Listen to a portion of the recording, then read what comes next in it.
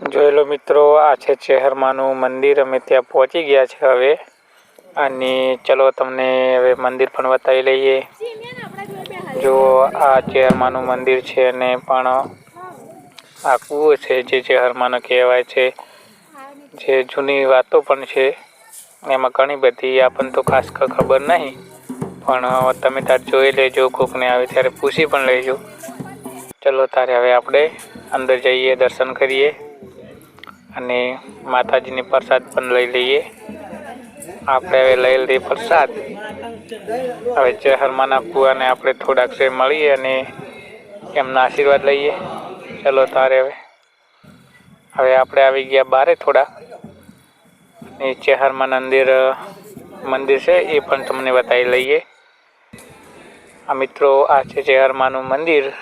બોલીએ શ્રી ચેહર માત કી જય.